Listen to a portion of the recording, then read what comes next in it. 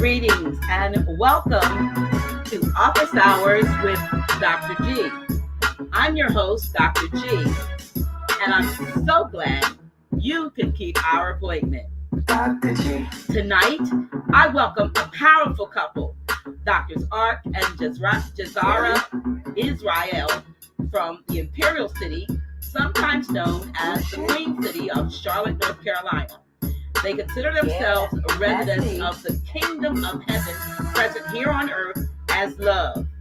Tonight's informative health and wellness segment is entitled, You're Not Sick, Just Thirsty, Your Body's Need for Proper Hydration.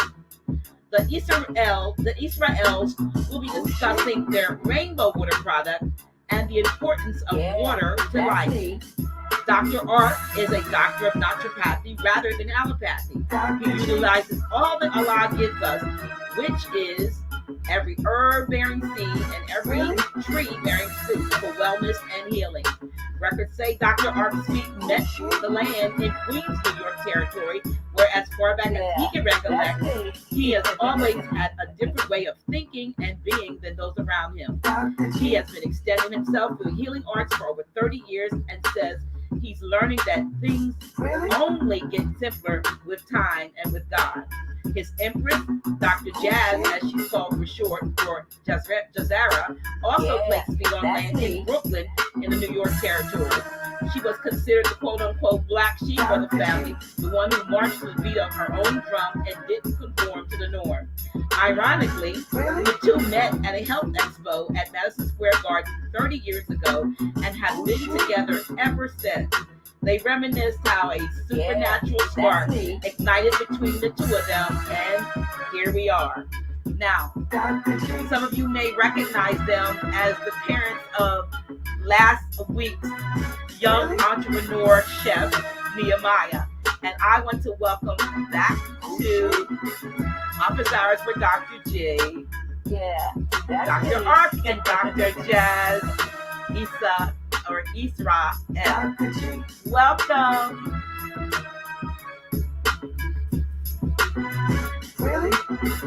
Let me get you off of mute. How you doing? Hello, Dr. Young words. Well. Got a little bit of music left. Got the rock. I just had a little bit left.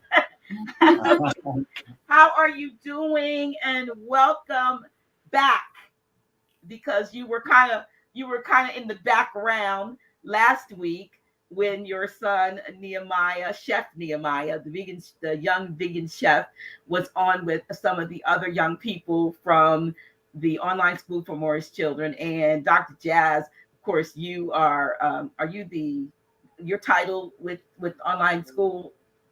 I believe I'm considered assistant principal. You're the assistant principal, okay. And but you all have some really amazing things going on that you have been doing for quite some time, and it's now it makes a lot of sense why Nehemiah is like he is. And as a matter of fact, are there 6 other siblings? Or let me get it right, I don't want to give you more than you have.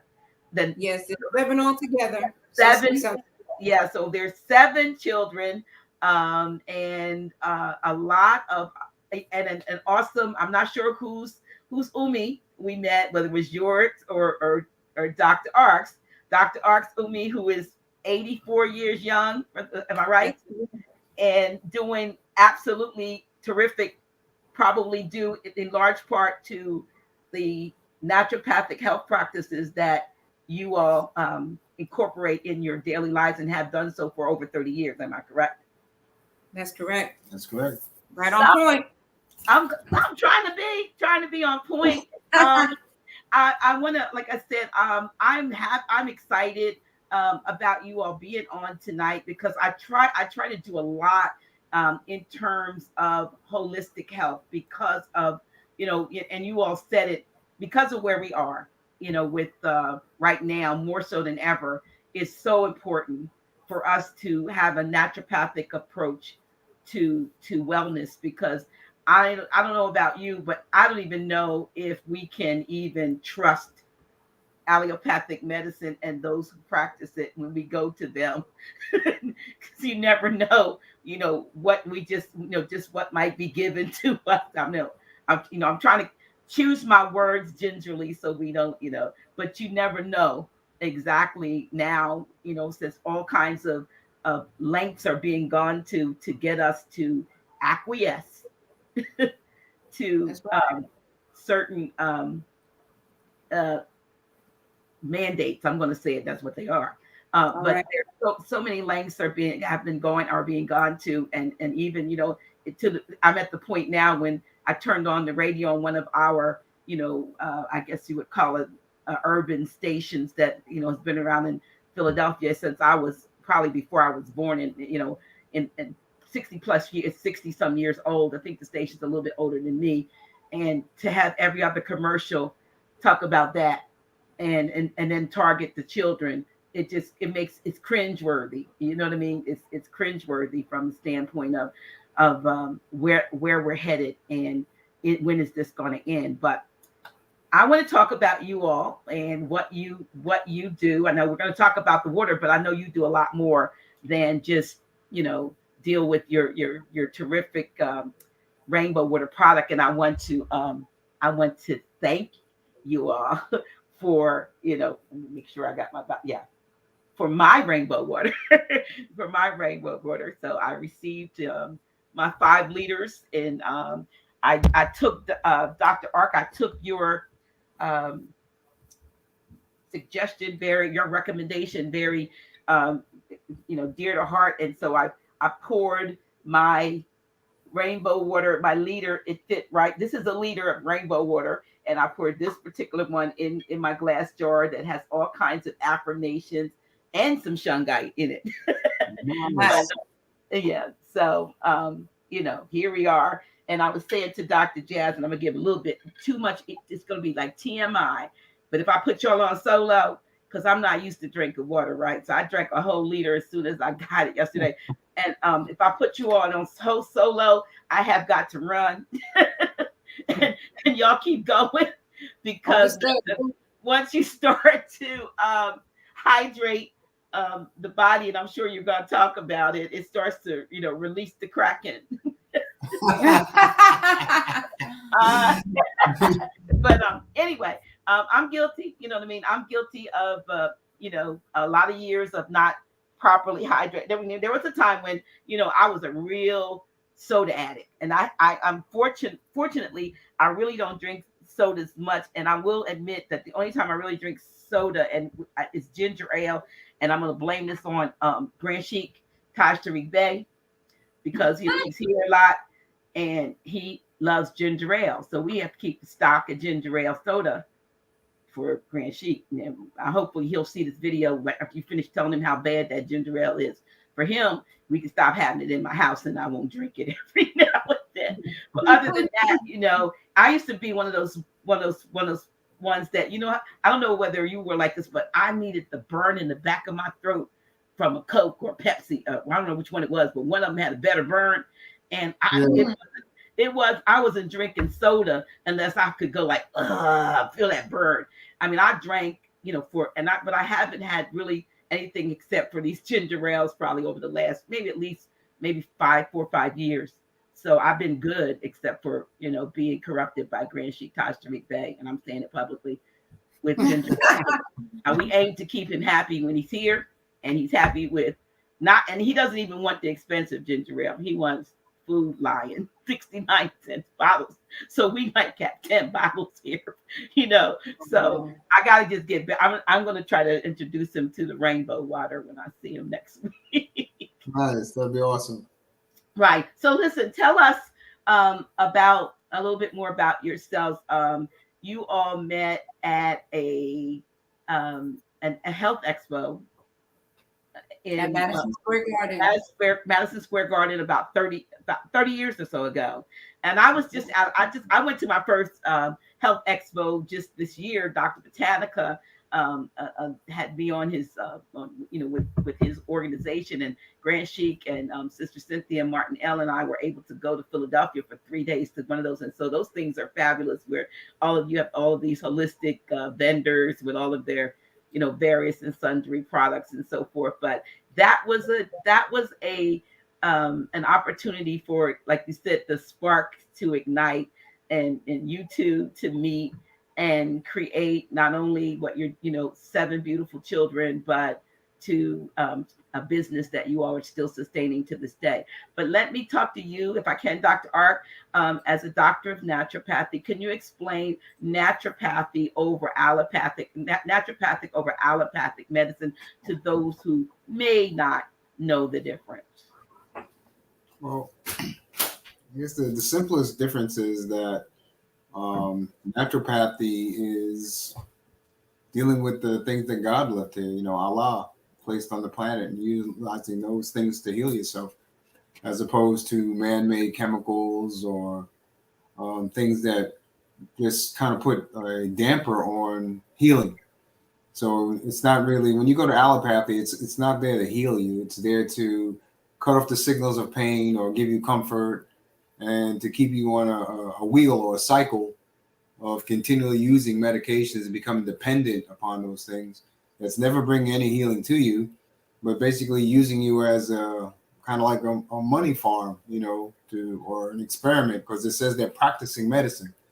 So, what are they practicing? They're telling you right there, it's not perfected. We're just practicing. And you're the thing that we're practicing on. So you're not going there for healing. You're going there to be maintained. So I say with naturopathy, you're taking responsibility for your health. Mm-hmm. You're actually saying that, I self-law and master, so to speak, Islam, that's where I can maintain my own disciplines. I know the God energy and the intelligence of God that's in me, and will lead me and guide me to be well and healthy. And I don't need any man or mandates or anything outside of that to tell me what's good for me or to know what's good for me. And, I think for a naturopath, at least for me, is just there to guide people, because I don't even bring folks into a dependency even on me.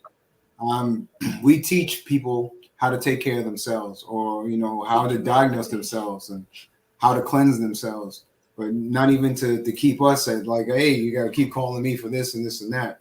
Now we're just here like to coach folks up, put you on the path, and excite the God inside you, so that you can incite the God inside other people. And, I guess we go back to saying teaching somebody how to fish, instead of giving them a fish. That's what we do, and we're called Temple Restoration. That's the name of one other organization that's over the Rainbow Water and other distributions of products.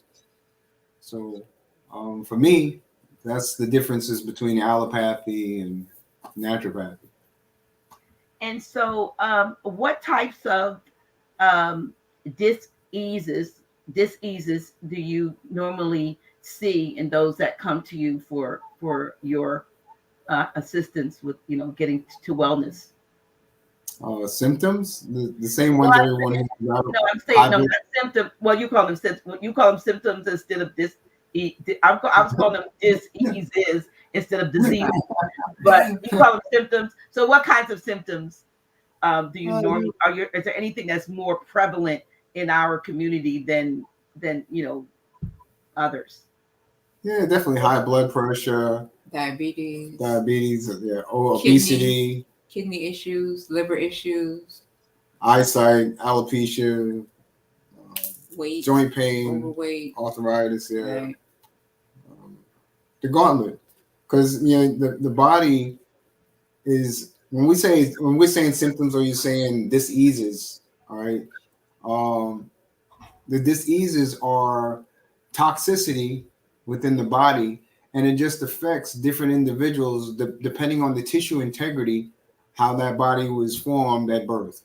So you can have weak tissue in different aspects of your body, and I say the symptoms because it's the same toxicity, it's just showing up in a different area of the body, which allopathy is going to label it and diagnose it as kidney disease or renal failure or eyesight, your macular degeneration, or even knee pain or shoulder pain or elbow pain. They pinpoint where the issue is, but all disease comes from one place, which is the alimentary canal or your gut and the intestines. Talk about the intestines, the length and the.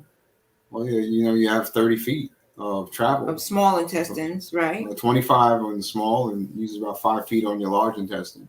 There's all kind of reflex points along your colon and your intestines.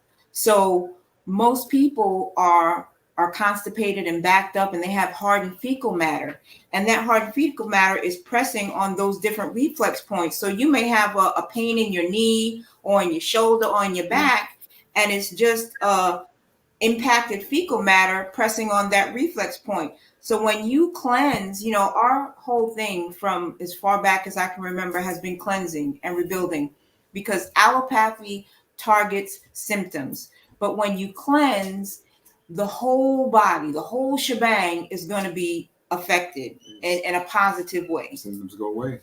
Right. Everything's going to go away. It's going to balance the body back out. It's just like, this is the temple of the living God. Thus, the name of our health ministry, Temple Restoration. And if the temple is dirty and is filled with garbage and filth and grime, what's work going to be like? It's not going to be too good. It's not going to be too much fun. So the first thing you have to do is start cleaning out the temple. And when you do that, everything else falls back into place. It happens naturally. It's just a natural occurrence. Wow.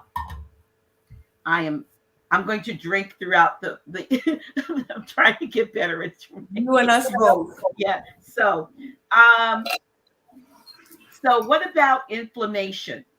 I hear a lot about the fact that a lot of this so-called diseases that are identified in specifics, as you say, kidney disease, liver disease, might be this, that, and the third, but they may also have their basis not only in maybe a lack of hydration moving the colon, but in the formation of inflammation throughout the body. What is it? And if you agree with that, what is it that causes us to have inflammation at such a level that it's doing what it's doing throughout many people's bodies?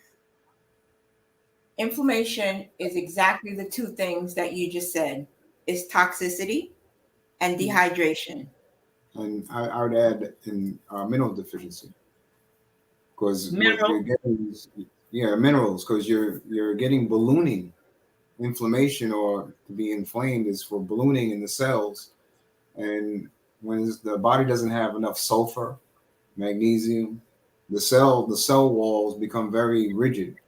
So, and they have a challenge releasing any type of toxins or releasing any types of fluid, and they'll hold on to it. So when you have the minerals in there, as well as some type of exercise and movement to get the lymphatic system going, the body can actually function. It needs tools. It needs it's just like your car. If people willingly would not put sugar in the gas tank of their car because they know eventually it's going to cause some type of damage. Right. So when you're feeding the body and you're not giving it the things it needs, like minerals or gasoline or the fuel that it actually operates on, and the water and the foundational things, there's going to be a deficit. So therefore, that's going to leave inflammation. It's going to leave people handicapped. When I'm saying people, I'm saying there's 60 trillion cells in the body. There's going to be not enough to go around.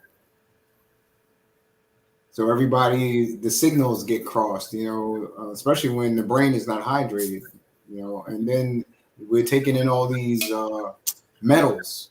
See, there's so many enriched products out there, and rich breads and rich flours, and they all have metal particles in them that's short circuiting. We're drinking off of metal cans. Every time you put aluminum cans in your mouth, there's a transfer of trace elements of aluminum going into your body, or the forks you eat on that's not pure metal.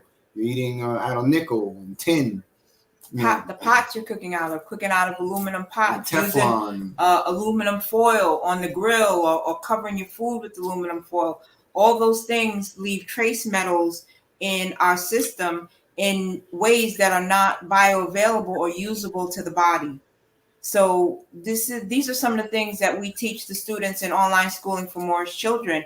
And so our children know them, but a lot of families don't know this. So one of the first things we teach them is how to read labels, because so many people go shopping and they don't read labels. And so we never want to get anything that says enriched. And if you start looking at labels, I would say about 85 to 90% of your products that have any type of flour or starch in it is enriched. And what that means is that they've added 4 things: iron, thiamine, niacin, and riboflavin. Okay. So now what we have to realize is that anytime they add something, it's because they took something natural away and they're replacing it with something unnatural. Okay. For instance, iodized salt, right? Your natural, your regular table salt, that's iodized salt. Iodine is something that's naturally occurring in salt. However, the powers that be, whatever you want to call them, they see fit to take that naturally occurring iodine out of the salt and put their chemical iodine in it and try to tell you that it's good because they're putting iodine in it. But what they're not telling you is that's a chemical form of iodine they're putting in there that actually is just short circuiting our electronics, our electrical system, because we're electric beings.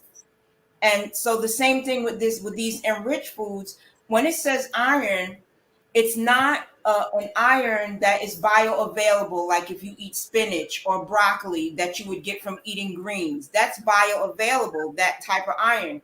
This iron that they add is actually ferrous sulfate. So it's literally metal filings. Okay. And no one in their right mind would eat metal filings because we comprehend that's not for us as human beings.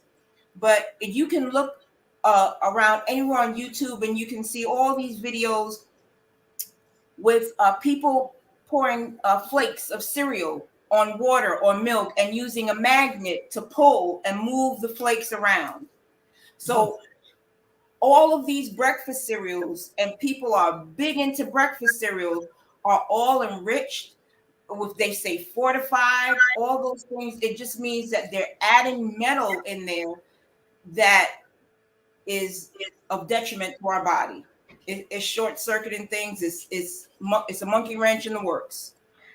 And it's interesting that you say that. I know Dr. Botanica was here, in my town late, not too long ago, and I pulled out like just a portion of the plethora of vitamins and supplements that I have purchased over the years, and some of them had expired. But he basically he was looking. He said, "You got a whole bunch of rocks here." He said, "This is what they put." He said, "It's not really what you think that's in this stuff." He said, "But there were a lot of." He said, "Rocks," I think he said, and I was surprised. But he said that it's not what you think. And then I went to another site about a product that actually cleans your gut, and one of the things they were saying is that their product is all they have no proprietary ingredients in their formulations, and they explained it. And what it means is if it's proprietary, it's added, like you just said,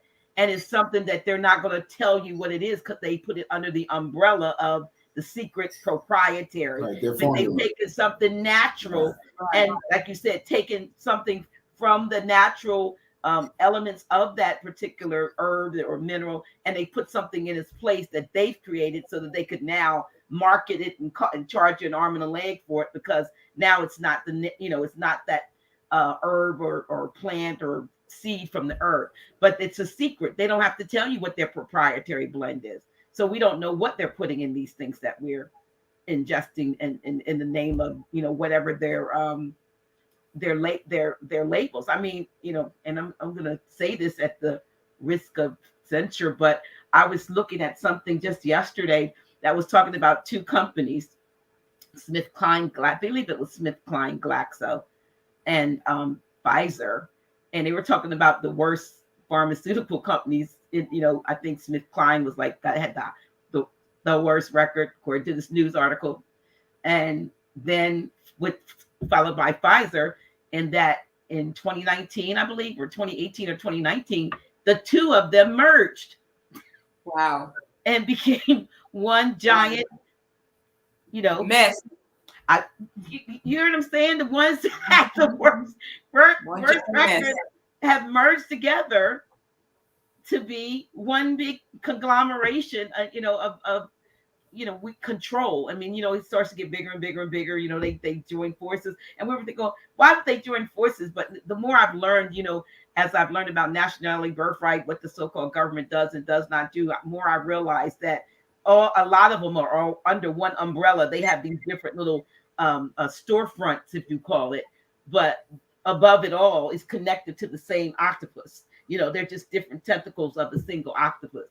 So yes, it's easy for them to join forces together when the going gets tough, but a lot of folks don't know the records that these companies have. But people like yourselves, people like Dr. Staby, and the another doctor, Brother Dave Levy's mentor from Philadelphia, a lot of these other holistic doctors that have left here under suspicious circumstances over the years, simply because they were promoting health and wellness on a naturopathic level, and with definitely diametrically opposed to a lot of the allopathic methods, and that have been used. And that is something that I'm glad that you all are able to be forthright in what you're doing. You don't have to hide. A lot more are coming out, but it just it's like they try to put fear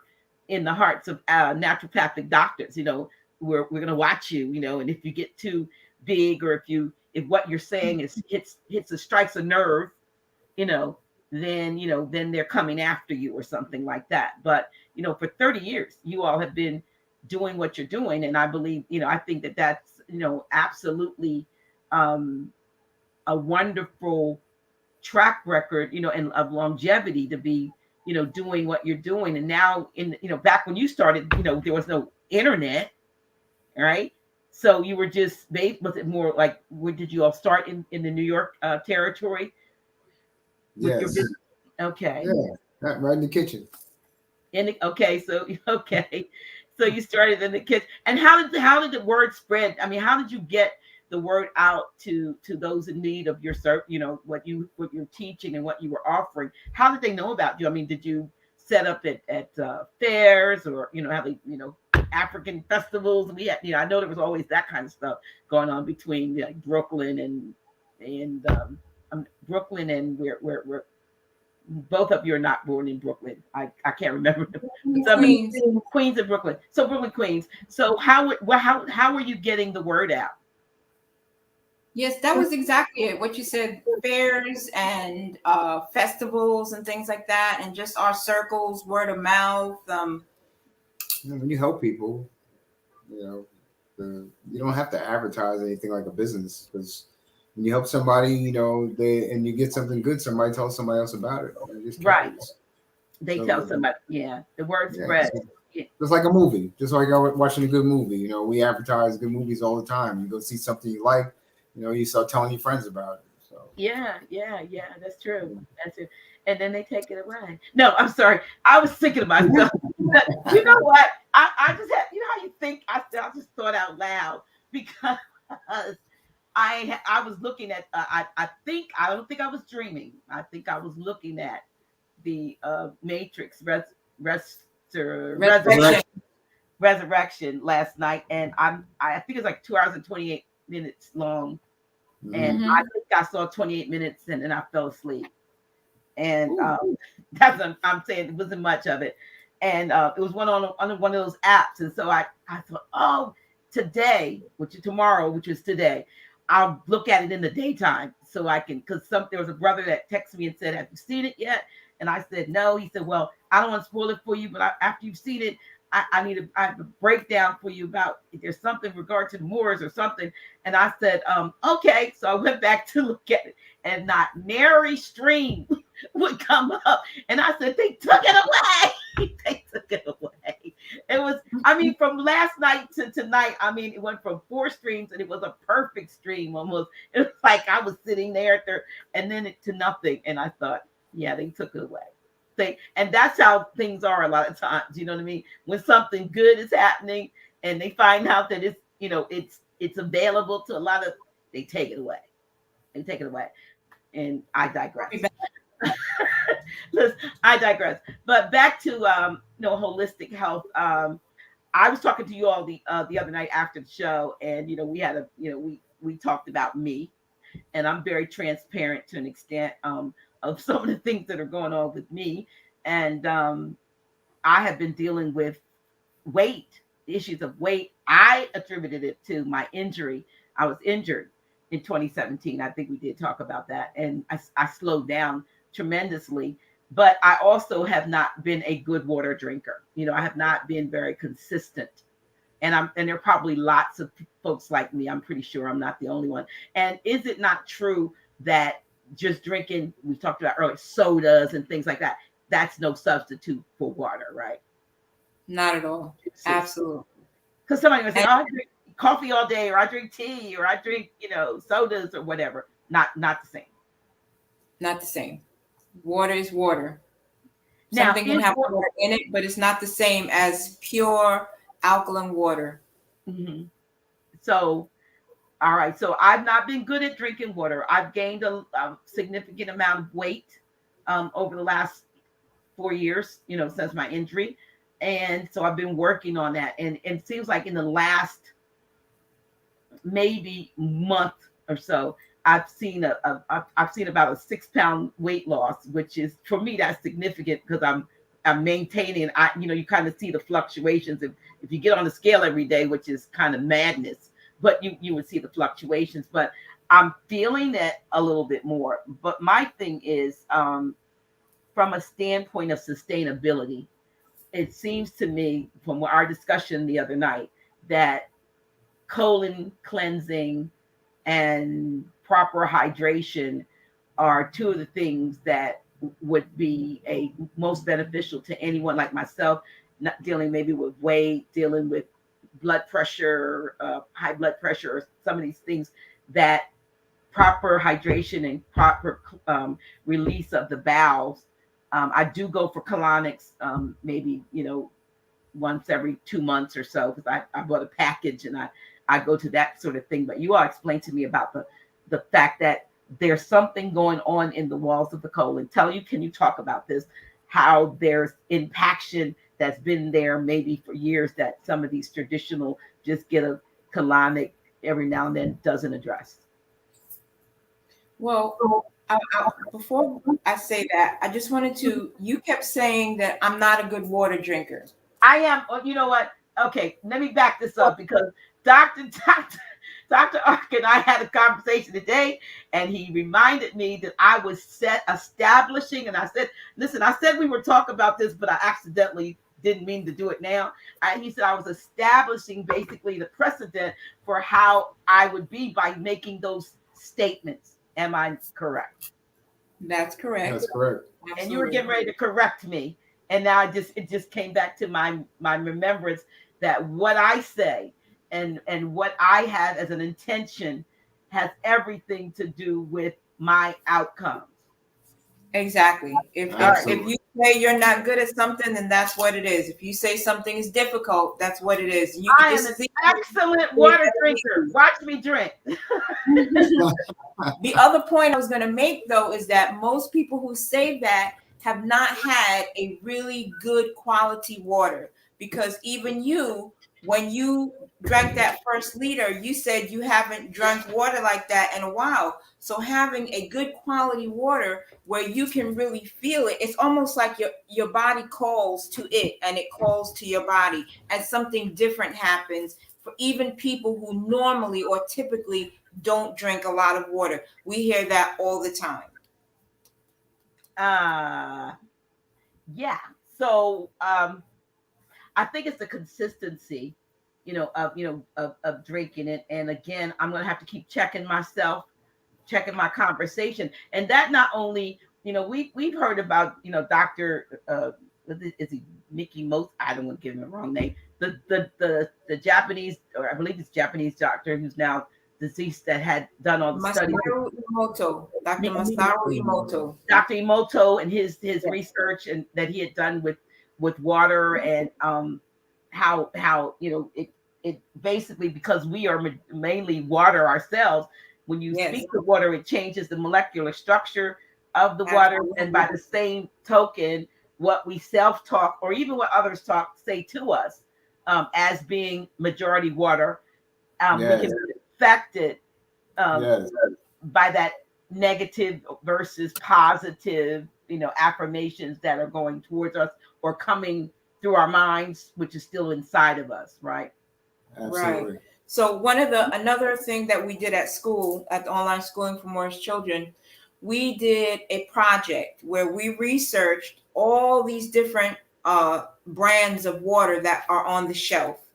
Mm-hmm. And we tested them for alkalinity and for total dissolved solids. And we actually got a list of a lot, because a lot of those waters are actually acidic, especially the big ones made by Coke and Pepsi, Aquafina, Smart Water, Dasani.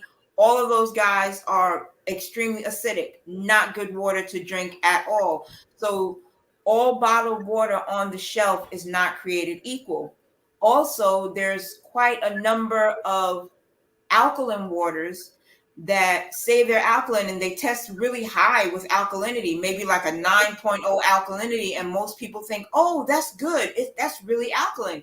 But what they're doing is they're adding things to the water to alkalize it, or they're electrocuting the water. And because water has memory, nothing wants to be electrocuted. So when you're looking for water on the shelf, if you're not buying rainbow water, the best kind of water to look for is a naturally alkaline spring water. Because like rainbow water, that's water that is alkalized or balanced by nature. And nothing is added to it to make it alkaline. And the alkalinity of rainbow water is actually super close to the alkalinity of the blood, which makes it even more spectacular. Okay, and that water is sourced from a natural spring that you all have in your territory, and you have your own. Tell us about rainbow water and what it is and where it comes from and what your role is with its distribution. It's sourced in Yadkinville, North Carolina.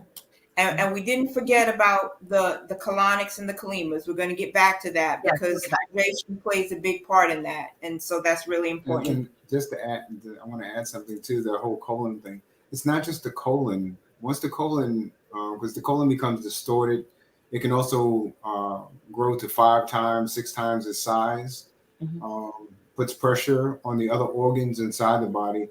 Then the liver and the kidneys also become backed up.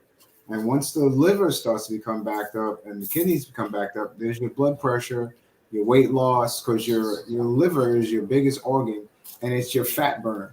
Okay, so once there's relief brought to the colon, and then we start to purge the kidneys as well as the liver, your body starts to burn more fat and balance itself out automatically because it's just been hindered from its full performance.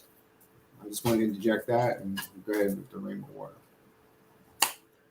Thank you. Well, tell them about the course of doing the cleanse, that metal that you were talking about. You can smell it as it comes out of your body. Okay, so that's our 84-year-old matriarch talking because she's in with the conversation, and she's reminding us. She's saying that when you cleanse, you can smell the metal coming out of your body, so that's another reason why cleansing is so important, to get all of those impurities and those unnatural man-made things out that we've been ingesting from little children. If you think about how long we've been eating, all this mess, even though a lot of us may have turned our diet around and we're vegan now and we're eating healthy things and we're drinking water and all that's good.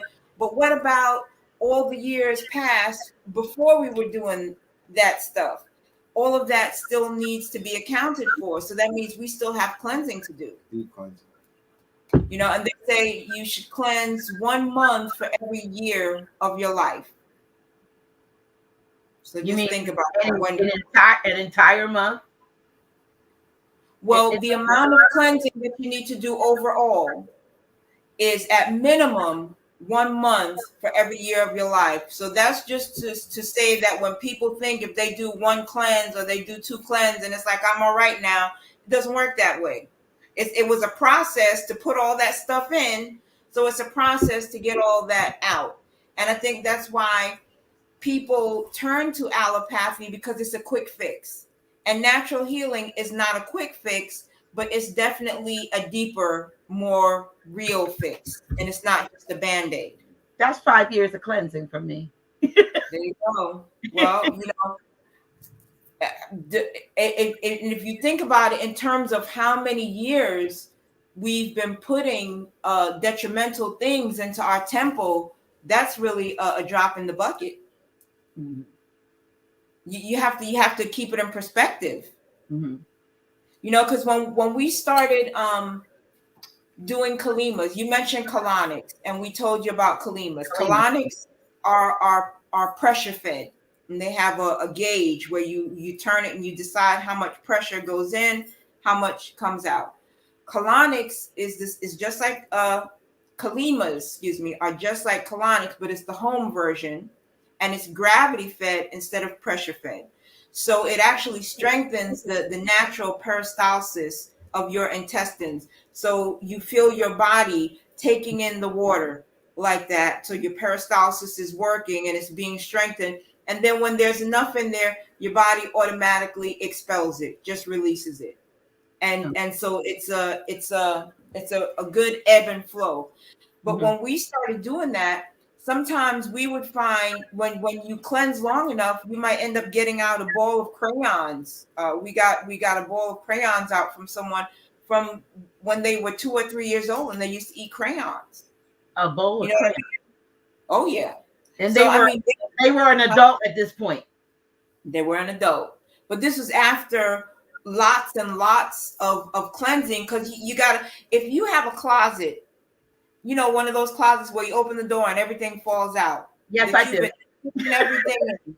And the first thing that you put in there was a basketball, and you're trying to get that basketball. What do you have to do? You have to take everything else out until you can get to the basketball. So it's the same thing with our health, you know. And we have to be patient and willing and understanding, you know, realizing that when it happens, it's for real, and it's 100%, and it's not a quick fix or something that's going to be here today and gone tomorrow. It's vitality and vibrancy. It's a lifestyle change.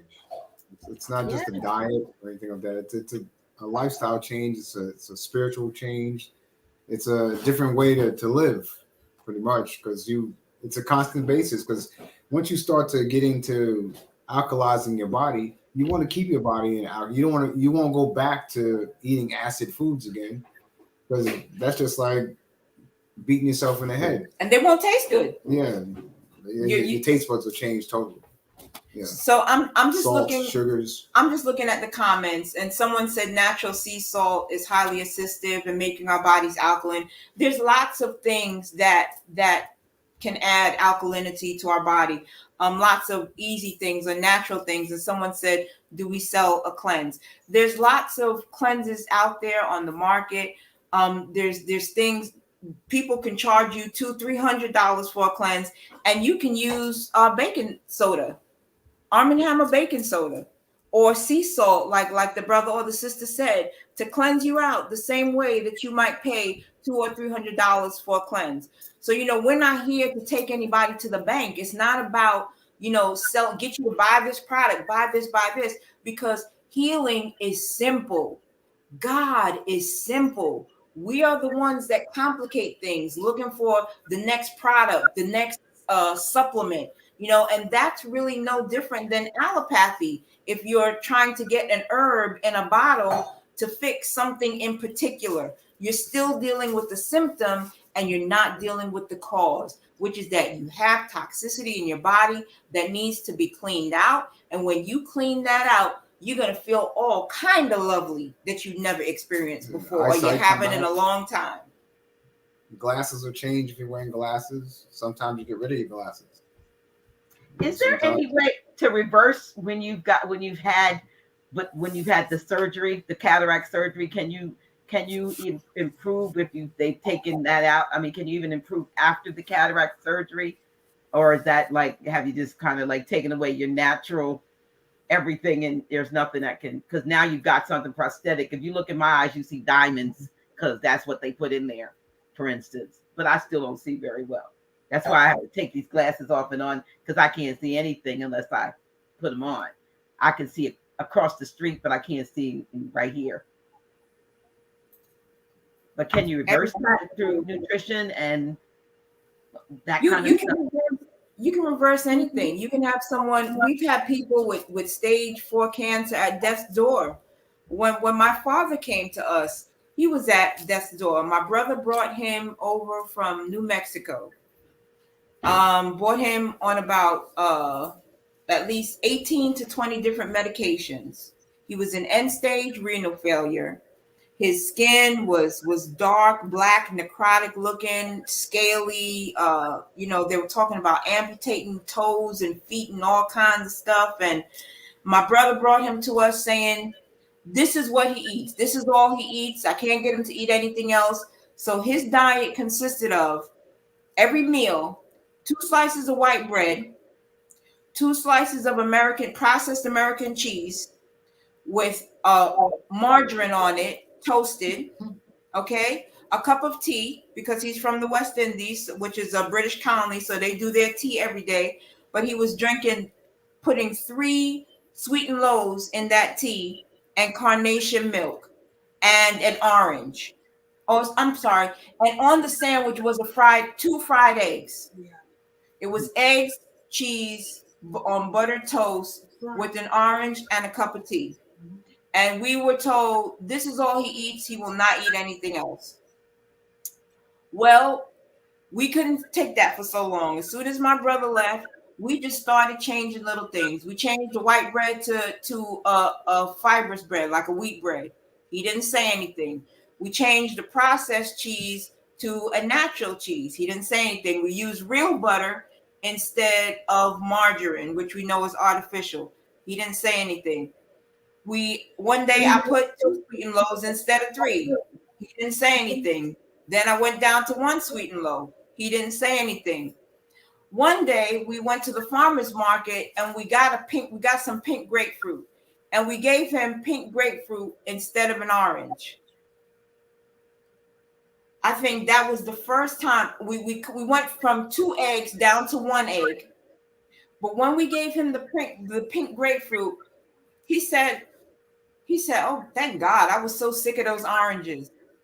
And it turned out that it wasn't that was all that he could eat, but because he was legally blind, he was diagnosed as legally blind, that was all that he could make for himself. So when we realized that was a tale that was being told, and we started making him stuff, and everything we made him was vegetarian, was vegan. Everything started changing. His skin started changing. He ended up being off all of the medications.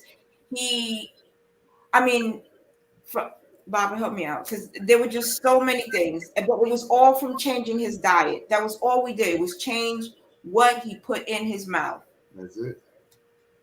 And that made all the difference. It put so many years on his life. He never did get dialysis, because he refused to have dialysis, which is why they brought him to us to die. And he ended up living a much better quality life for a much longer period of time than anyone ever expected. So your food, like you said, let your food be thy medicine. Exactly. Absolutely. And anything can be turned around. I don't feel that there's anything that even is considered a death sentence by doctors. Like, how can any man tell another man they have this much time left to live? That's ridiculous. That's that individual playing God. No one knows any individual's time or hour. You know what I mean? But people take that report, and then it becomes a self-fulfilling prophecy. And you're right about that. That a lot of times, somebody hears from the doctor, like you said, you've got cancer and it's in stage, whatever stage it's in, and we give you 6 months to live, and they'll die in 5.5. They didn't have to because they believed it. You know what I mean? So, and then you have other people, like I said, like your father, who gets turned around either by changing the diet or by changing the mind. And that was one of the participants said that you have to cleanse your mind too, and that's very correct. I don't know if you've ever heard of there's an author named Bruce Lipton, and he wrote a book called Biology of Belief. Biology of Belief. Yes, I have that book right here. That's right. And he took cancer cells, stage 4 cancer cells, took them out of the body and put them in a petri dish.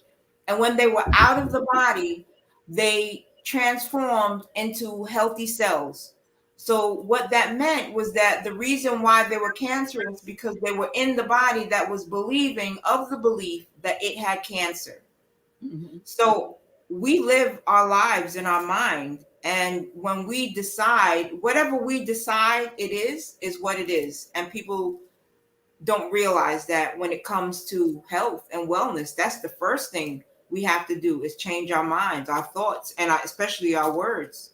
Right. You're right about that. I mean, I've had a few diagnoses down through the years that I remember one year about 20 years or so ago, maybe even a little more than that, when the doctor suggested that I may have sarcoidosis. And he sent me, for the breathing test and all this stuff. And I was in the middle of this thing. And I said, I don't have sarcoidosis. I refuse. And I think I must have said something to, it had to be more than 20 years because my mother was still alive. So I said something to maybe more like 25 or more years, 25, 30 years. And I said something to my mother. I have a cousin by marriage who has struggled with sarcoidosis since she was probably in her late 20s or something. So when she found out that I may have sarcoidosis, she called me and told me all of the things, she's like, you'll never get rid of it. And she was giving me all of the things that I would go through with. And I said, hold it, stop. I don't have sarcoidosis. And that's the last I've ever had a conversation with her or a doctor about it. And it has to be about 30 years, and I realized that if I had bought into it here, that I would be suffering I would have the same, I would have taken on the symptoms. She told me what would happen. I was like, stop. I said, I don't have it. I said, they said I might have it. I'm telling you, I don't have it. And if I had it by now, it would have been a diagnosis. And even, my grandmother died of tuberculosis at the age of 33. And so we kind of, my mother always kind of thought that I was her return. My mom was 7 when she, transitioned. And so they my mother's, it was always in her mind, I think, that this is mom came back. So I would get these twinges of things, in the lungs and stuff. And I realized, some of these things might be just inherent, this things in the DNA, but that I had an opportunity that my grandmother didn't have. And that was to reject something. Back there in 1944, she, she accepted it. But we know now all of the power of the mind. So we know that we don't have to accept things. I mean, I woke up the other day, and I know I'm getting off track, but this is just crazy funny. I was having a nightmare 2 days ago. Yesterday, I was having a nightmare in the morning. That sleep just before you get up, sleep, and it was kind of like, it wasn't like a nightmare. It was a bad dream. And what was happening in this dream was I had walked into the bathroom, and the faucet on the sink was in this, and it wasn't even my bathroom, but the faucet was overflowing. Water was coming out. It's funny because water came yesterday, but water was coming, and I was calling for somebody to please. How did I stop this water from flowing? At the same time, my phone rang, woke me up. I had to go to the bathroom. That's why in my brain, I saw it, I'm in a sleep state, trying to be awakened by my subconscious by water overflowing in the sink, and I was the sink, and it took the phone. That's right.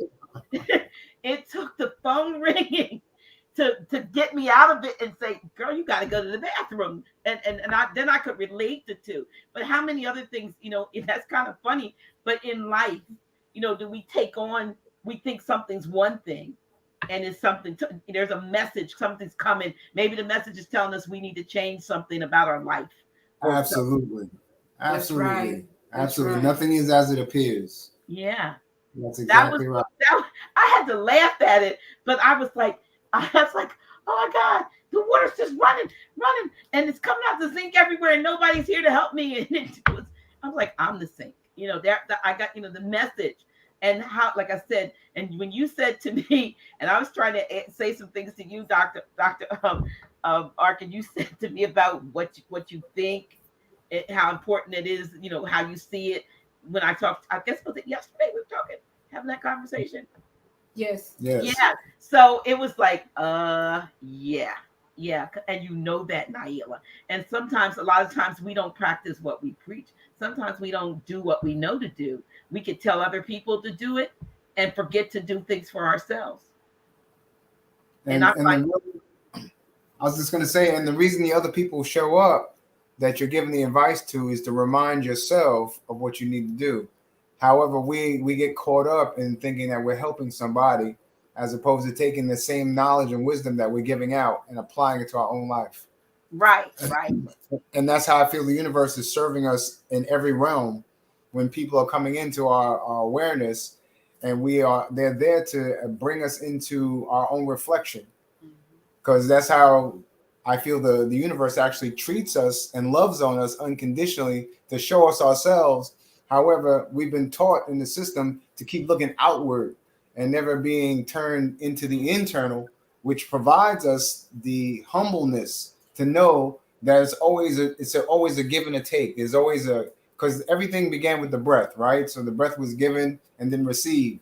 So for me, the principles of all life are based in giving and receiving. And that's what's happening at all times. It's always an exchange. It's always an exchange. It's not for one person. It's for both people involved or many people involved. We're all here together to learn and bounce off of one another and expand and grow when we can see it that way. And that there's no poor experiences. There's no bad experiences. They're all learning experiences to take us to our destiny, to our highest and best self. So what you were saying and what Dr. Jazz is saying, I agree with 1,000%. And we don't really need anything. We don't need herbs. We don't need any of those things to heal anything, because the divinity of our subconscious mind has the master plan that never lost it. It's only through disbeliefs and beliefs somewhere along the line or along life that we start accepting certain things, whether it be emotional unforgiveness or hatred or judgment. However, how have we been infected by the system? Because the system has infected us with viruses, not only what we think, but how we think about things. Right. So for me, reorganizing all that in our mental is what brings the supernatural healing power that already lies within us all.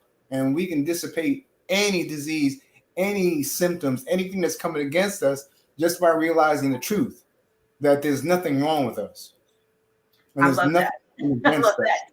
I think even that affirmation, there's nothing wrong with me, is powerful, to say. It's not to ignore something that you might be feeling, some symptom, but it is to use the power that is innate within you to correct the imbalance that is within you without the need for some allopathic, poison. Absolutely. We have everything we need in us. We have an internal physician that knows exactly what we need, and all we have to do is give it the right coherence, the body, heart, mind coherence, because the scriptures say, how can two walk together unless they be agreed?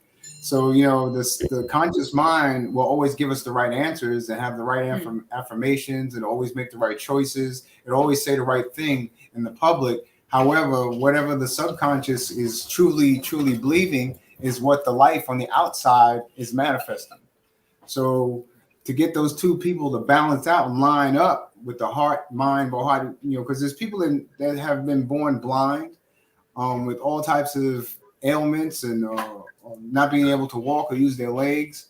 And just through meditation and realizing that they are in perfection, have gotten up and being able to see. And that means that all that they were believing is so powerful that it's able to cut your sight off. It's able to make you blind. It's able to make you walk. It's able to make you do all types of things. So there's untapped resources of power that lie within us that we just aren't, we haven't been taught to use.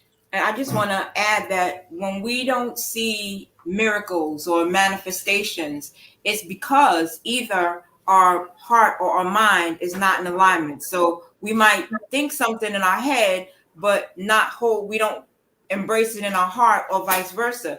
But when you get your heart and your mind on the same place and on the same level, that's when you get the miracles. That's called wholeheartedness. That's when you're wholly and fully in it, and it can't help but manifest. A few months ago, this hand, I got second and third degree burns on this hand from hot oil, and we had aloe, fresh aloe, so we put aloe on it, and we put cayenne on it because we comprehend that that's healing. And so the aloe and the cayenne really helped my skin heal. So you can barely see that any scar left. And I have pictures of the whole thing. But I remember the night that it happened, we had the aloe on there and the aloe was cooling it, but then it started to go away. And I actually felt the burning. You know, like when you get a burn, you feel like it's still on fire, and you feel the throbbing, and the pain started setting in. And I remember I was sitting on the sofa and I was squirming, and I thought to myself, you know what? I cannot deal with this all night. And I refuse to deal with this pain. I said, God did not intend me to be in any kind of pain. And I left the house and I started walking around our complex. And as whatever my hand was feeling, I kept moving my hands like this, and I was swinging my arms, and I kept saying, I'm healed, I'm perfect, I'm healed, I'm perfect. I was saying a number of things, and I got to a point where I was walking with my eyes closed. And I don't know how I was doing that and not running into things or whatever, but I did not stop until I came back in front of our complex, and my husband and my son called me in because it was time for dinner. And if I tell you, that was like perfect timing, because by that time there was no more pain. The pain was totally gone. And so then all I felt was that, like, I'm a therapist, so I needed to desensitize it. So what I did was I just started touching it. And rubbing it so that it wouldn't feel sore or, to the touch. And if I tell you, I never, outside of that first little twinge when I started walking with this burn, I've never experienced any pain. I did not go through what people usually go through with burns. And we all have that power in us, because this is where we live life. Whatever we say it is what it is. Yeah, there's a sister that watches faithfully, and I hope she's on here. I don't know if she is, but Sister Rose Reed Bay, I think a couple of times over the last month or so, it put something up about having a sustained, I believe she said, a 3rd degree burn, and which is deep, if I'm not mistaken. The more the degrees, the deeper the burn, right? The farther it goes down. And I'm hearing what you say. She came immediately to mind, when you're saying aloe and cayenne, and you wouldn't think that's something that typically we see as a burning agent, and cayenne would soothe and heal a burn. The aloe, yes, but the cayenne, I wouldn't even think to that. So I'm hoping, even though it's been maybe about a month ago that I remember her putting that out there, that she sees this, maybe she needs to reach out to you, or, as to how, is there some particular, I'm always asking about ratios, Dr. Arkh. Is there some ratio of cayenne to aloe, or did you just make a paste and put it on there? Listen, that cayenne, you could take cayenne, put it into open wound. Yeah, I did. I slit my hand. Uh-huh. And it was wide, and I don't do hospitals and I don't do stitches. So this is the first time that I used cayenne on an open wound. So I was a bit apprehensive. However, against the thought of going to the hospital and trying to get it stitched up, I chose the cayenne. And so I carry salt and cayenne and things like that with me. So I had some in my purse. So I put it on there. And funny enough, as much as you would think that it would burn, it did not burn. It did not burn. What I felt the cayenne going through my system. I felt it literally going all through my body. I felt it when it got to my heart. Okay. And that cayenne, it patched it up, it connected it, it created new skin. I had to do nothing else. And you can't even see that I sliced my hand up. It's totally gone. And the cayenne did it. So don't hesitate to use something like that thinking that it will burn. It won't burn, and it didn't burn. It did the trick. Wow, that's amazing. Look, when I had these 2 surgeries on my legs, I wish I had cayenne in the hospital because I ended up with 2 big scars on my legs. But but still, that's I love the way you all talk about natural remedies.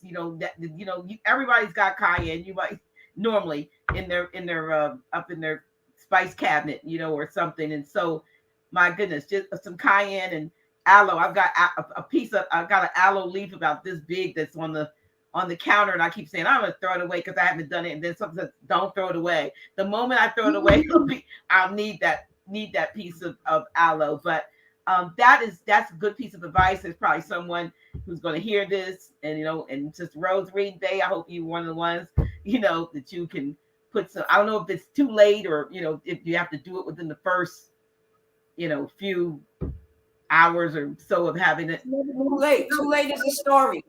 And let's let that too late. That's a story. We can let that out. Okay. Better now than never at all. How about that? Correct. That's correct.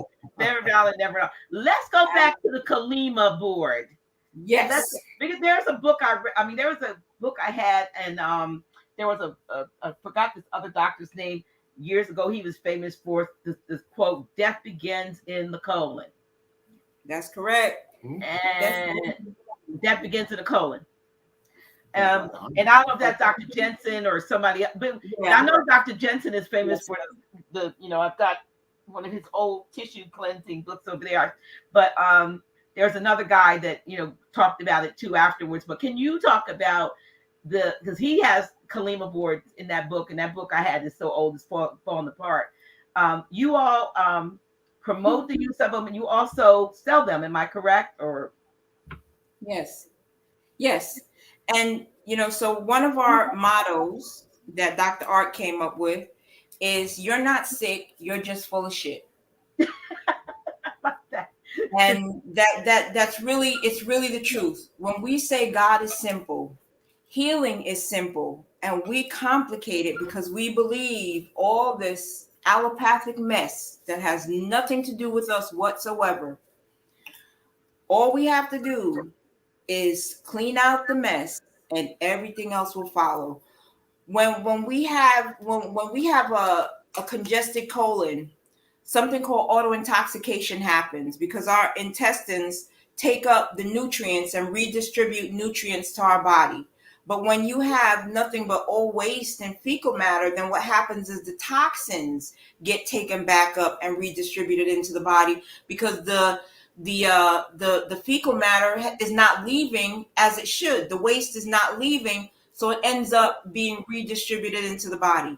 And we all have inherent weaknesses. So your inherent weakness may be different than mine, may be different than his. So that toxicity attacking your body may show up as diabetes. It may show up in someone else as a brain tumor. It may show up in someone else as a kidney issue. You understand what I'm saying? So depending on what your inherent weakness is how it's going to present, but the cause is always the same. So that's why if we get out the old stuff and put good stuff, unadulterated, good, wholesome, whole foods back in, instead of the mess that we are told is food that hopefully most of us know better, then we won't have all the issues that we see our Asiatic American family dealing with.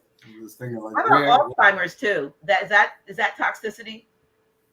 Oh yeah. That's aluminum deposits in the brain. Yeah.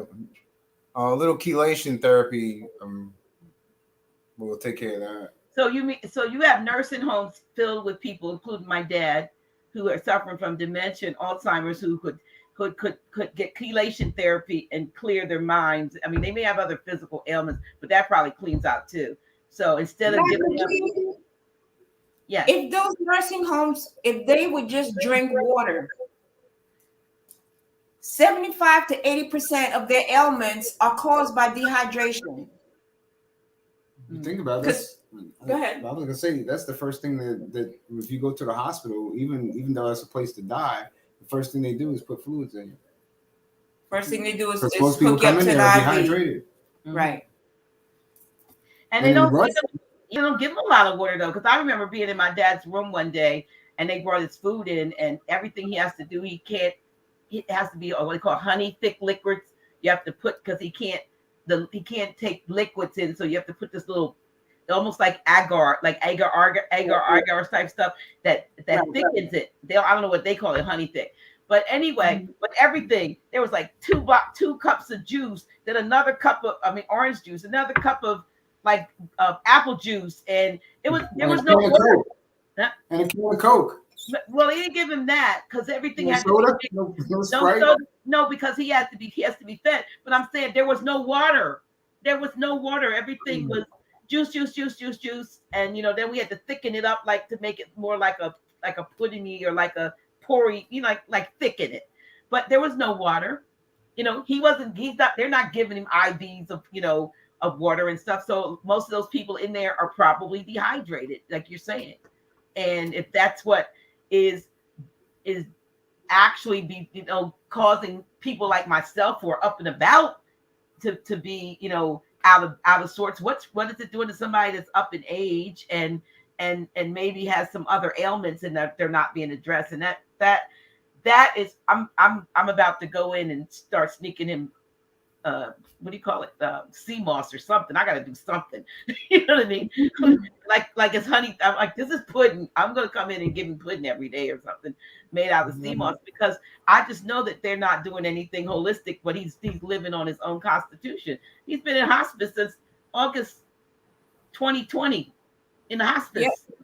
Instead of that honey thick, if you used sea moss, that would make a heck of a difference with real good water, because fruit juices are no good either, because it's just a ton of added sugar with no fiber to balance it out. So fruit juice is not a good thing for the body. So what we need we need our own. What we need to do is be in a position to keep our loved ones in our home. But if not, we need our own places.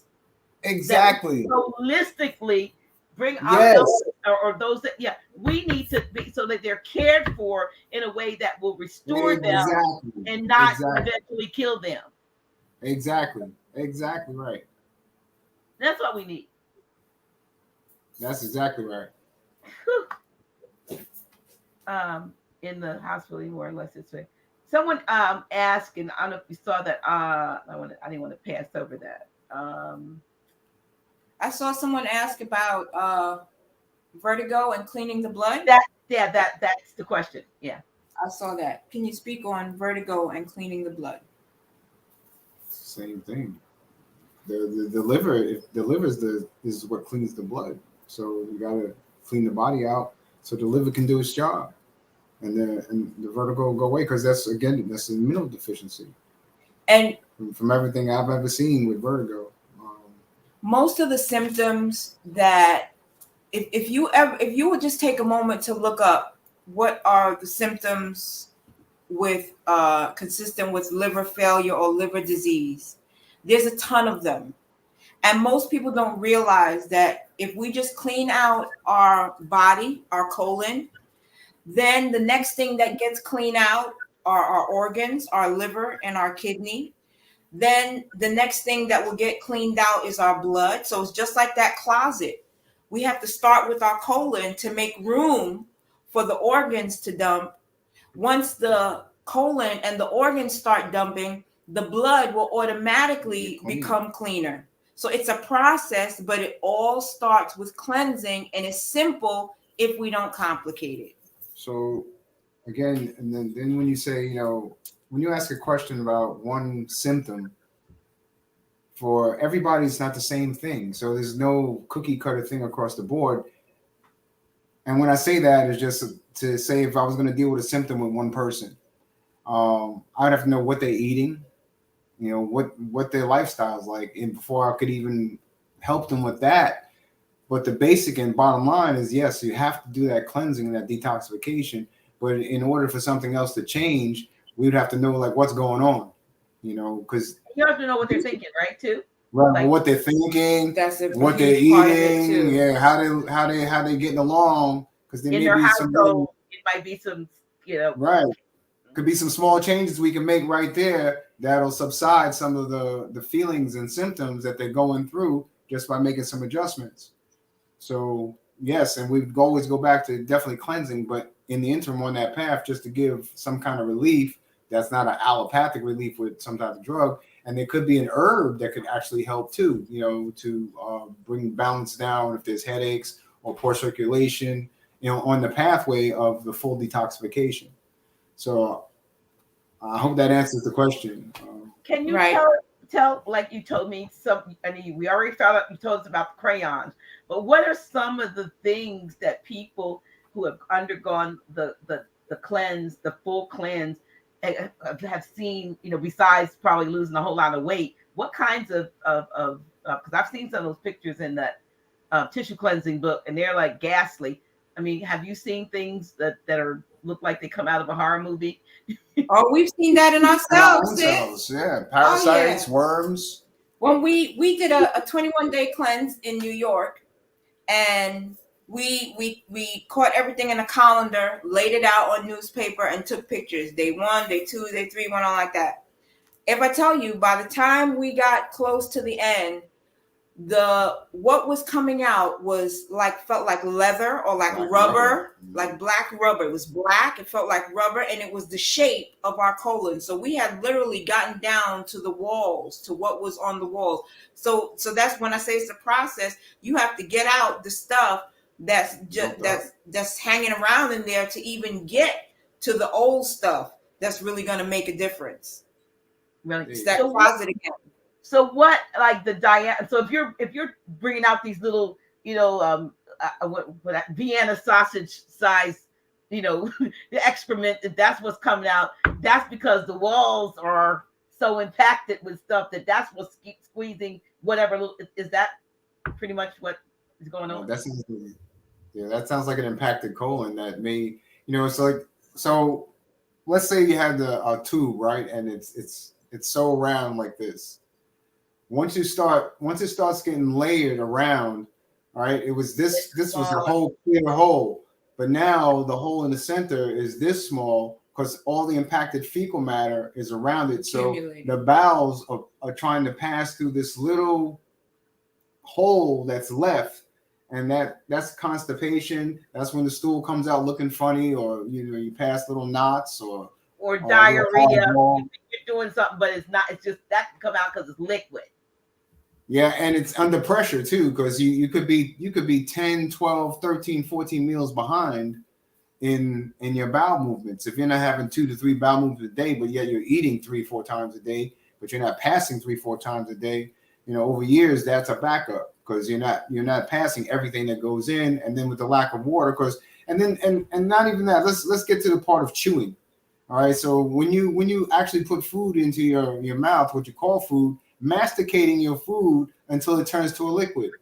Very important. Most people they're chewing the food, not enough. You chew, and if you eat meat, most people, once to see things going off the flesh or whatever you want to call it, you swallow. Because what you're actually trying to taste is the herbs, right? Because you take a piece of meat, you put garlic and onion powder and paprika and salt and pepper, all that to get it to taste like something. So once you stop chewing and you swallow, there's no teeth in the stomach. All right, so now the stomach has to basically try to, if you have poor stomach acids as well, so now you don't have enough stomach acid to really break that down. And meat could take up to 18 hours to be broken down before it even tries to pass. So the stomach can't pass any solids.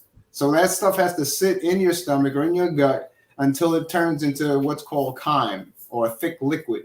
That thick liquid then has to leave into the digestive tract to be digested. And then it has to be water and fiber to help it to make that tract of the 25 feet through the small intestine, right? So here's where the vitamin and the mineral deficiencies take place, because as this food over the years starts to impact the small intestine and the large intestine and clog it up, the villi that's on the wall of the small intestine that actually has to pull the nutrients out of the food into the blood, it's not happening. Yeah. So, you know, right, the little fingers there, they're supposed to be dipping down and getting all that good nutrients to the blood. Exactly. So now so even if you hadn't cleansed thoroughly, but now you're eating all this green food and you're taking all this good stuff in, you're not really even getting the value of what you're putting in your body, because your body's still congested and not fully cleansed out. So henceforth, it's just an ongoing thing, one after the other, if you don't take care of the whole foundation and clean it out. So even when people are taking herbs and supplements, a lot of times they're getting very little of what they're actually taking, because the villi, like he said, the uptake is not happening. So they're not absorbing it. And the dehydration is what starts that chyme drying out and creating the layers, you know. Over years. Why does it smell? It's putrefied. It's rotting. Exactly. Yeah. Because, you know, see, we shouldn't have a magazine rack or newspapers or even a television set in the bathroom when you go to the toilet. You shouldn't be there that long. You should be in and out. Everything's lubricated and gone.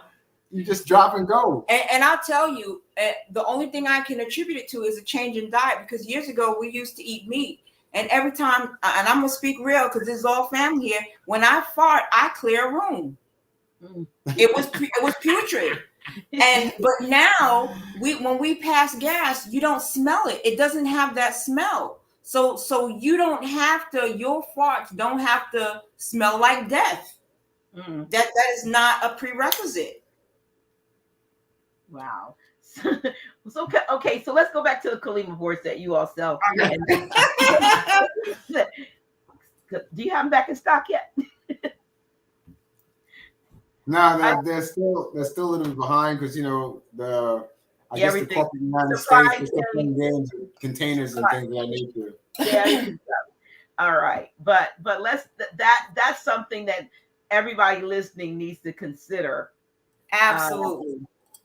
And that's a really great investment to make for your family, because our whole family uses one Kalima board. There's different tips that you use. The tip is about the size of a straw, which is what goes into your anus, and the board goes over the opening of the toilet, and the head that you're laying on is on a chair. It's positioned on a chair. So it's like an enema, but it goes higher. The enema just deals with the sigmoid colon, which is the lower part of the colon, and the Kalima actually goes up the ascending, transverse, descending, and so forth as you continue to cleanse. But so our family, you know, it's such a worthy investment, because it'll keep you out of the hospital, away from needing a doctor. I remember for years, I never get headaches or things like that. But anytime I felt myself, you know, sometimes you feel like something's trying to get a hold of you, you know, you feel like you're coming down with something. I would get on the board and it would knock it right out. It would just take it right away. So it was easy for me to go to the board instead of, you know, going to the store to buy Advil or Bear or something like that. You know what I mean? Mm-hmm. Now, what you're using, though, are you using, like, do you sell, I know someone asked about a cleanse, but I know we talked about a lot of times, you know, there's bentonite clay and different things that you're putting in these. They used to, I've read. So do you have that same process that Dr. Bernard Jensen recommend? I mean, do you sell those elements for someone to take while they're going through a cleanse like that? Yeah, we do have some formulations that we were doing in the private that we're putting in bottles now to give to folks. However, yeah, we do different things. So it depends on the person and their situation, again, because, you know, we're all different. So there's no cookie cutter. Everyone doesn't need the same thing. I see. And Wow. you can use many things. I'm just going to say in a klima bucket, you can do with herbs, you can do lemons, Coffee. apple cider vinegar, garlic, Coffee, aloe, yes. coffee.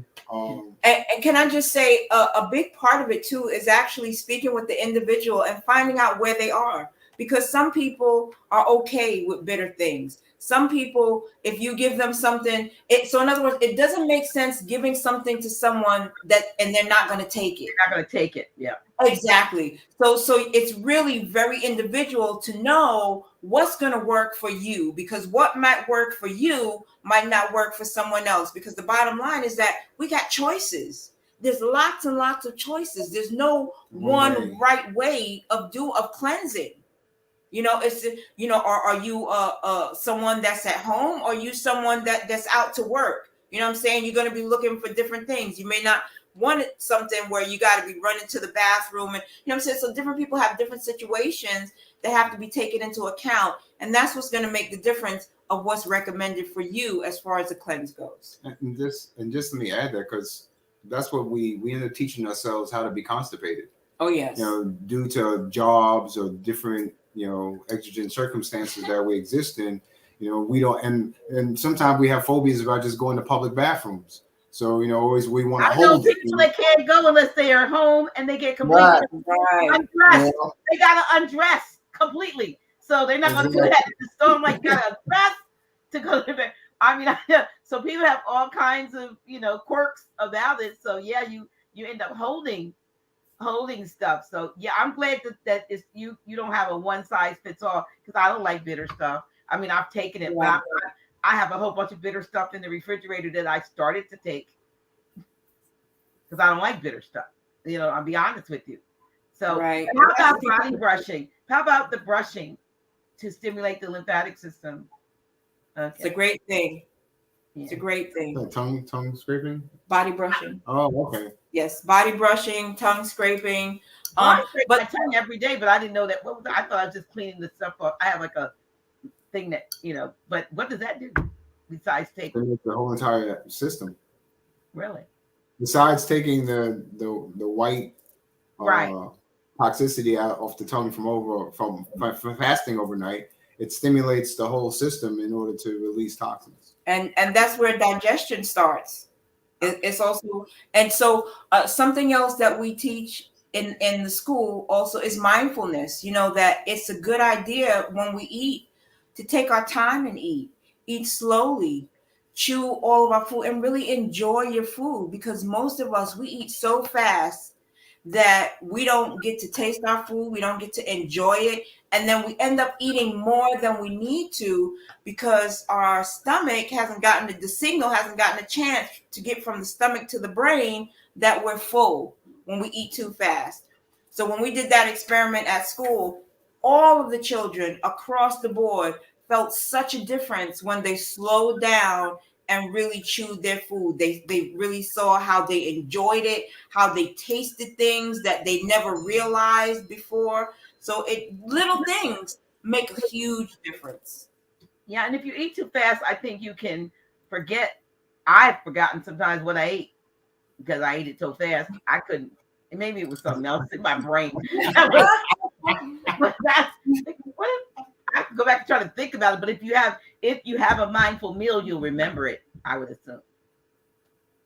You remember it. But if you're guzzling it down, you're like, I don't even know what I ate.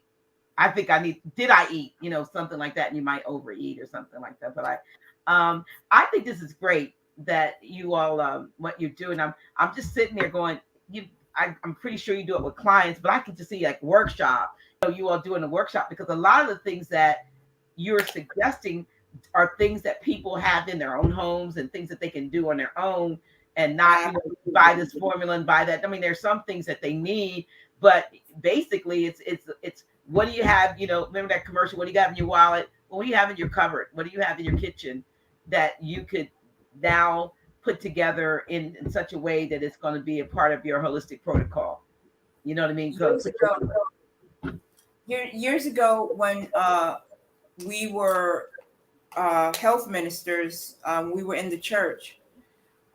We would take people out to the health food store, and we would show them the different things, but we would show them how to replace the simplest things that were already in their cupboard, like get rid of the white sugar and replace that with a more natural form of a sweetener.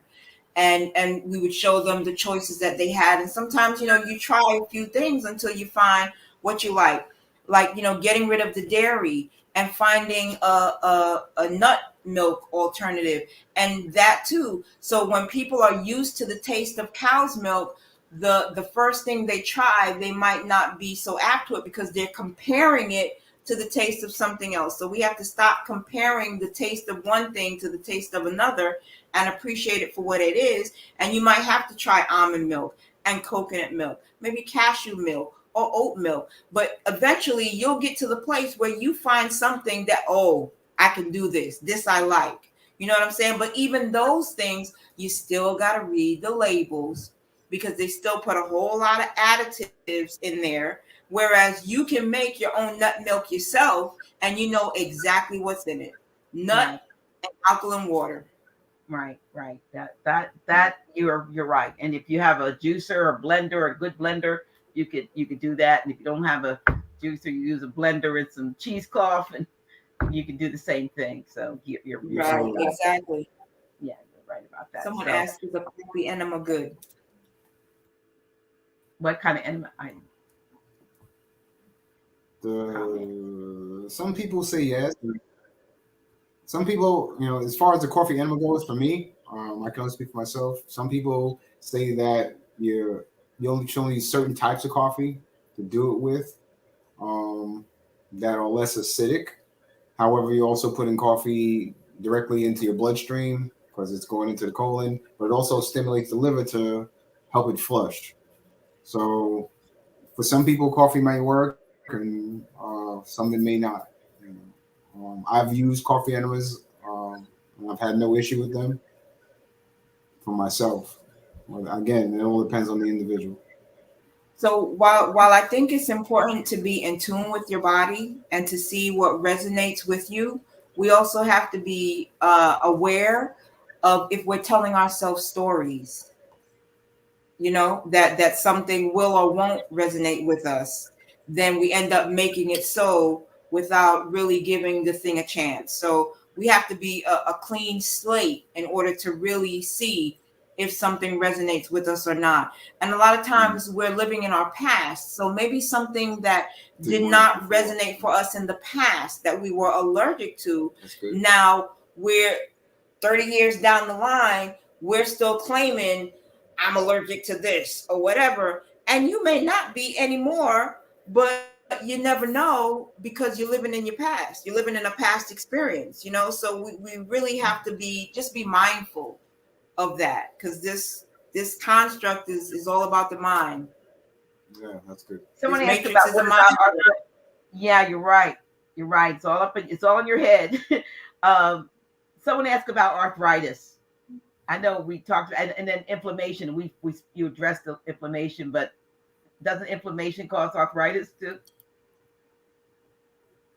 Sure. Right, but what causes inflammation? Toxicity. It all comes back to the same thing. So I could sit here and tell you a whole bunch of different things to lower your inflammation, and then you'd become a slave to taking those things once they start to work. However, once you detoxify your body, then you won't have inflammation or arthritis or any other kind of ailment that you have to deal with. All you have to do is live. And you won't need to be taking anything. Right. Then now you're free to just enjoy life.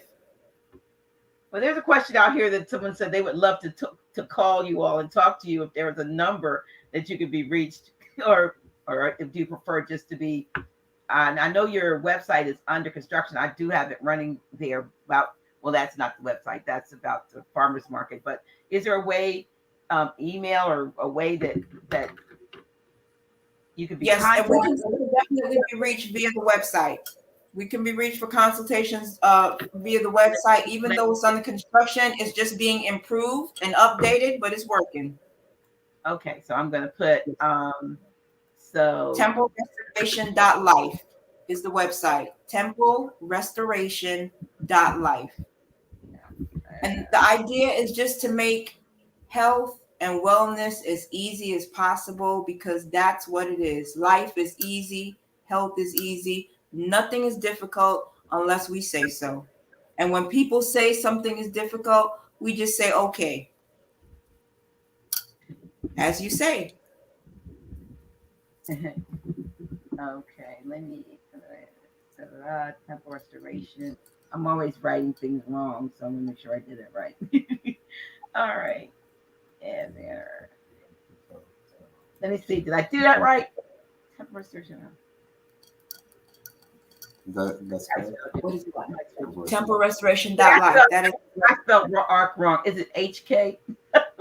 No, you spelled it correctly. Okay. That's correct. TempleRestoration.life. Okay, so there we are. And then for those who are in the Charlotte area or who just want to travel there, every Saturday you all are at. I'm running at the Charlotte Regional Farmers Market. That's and correct. Are you doing consultations there? Are you selling product there, or are you Both? Both. Okay, so if you're in the area, in the Charlotte area, you want to take a trip there. Is that weather permitting? It's indoors, so I mean, are you always there? Rain, or okay. So you might be traveling to Charlotte, and be there on a Saturday. You're going to want to take this information down as to how to contact them. So we're running that. Yes, we'd love to see you. And if anyone is needing water that is not in the Charlotte area, we do ship. And we're working on a family flow plan to make it affordable for families who want to continue to utilize the water, because we comprehend that it has to be affordable in order to get it out to our families. So please go to the website, drop us your email address so we can send you information about our Rainbow Flow, our Family Flow program. Because, one of the things that we teach in the school is that water is the most essential nutrient to life there is.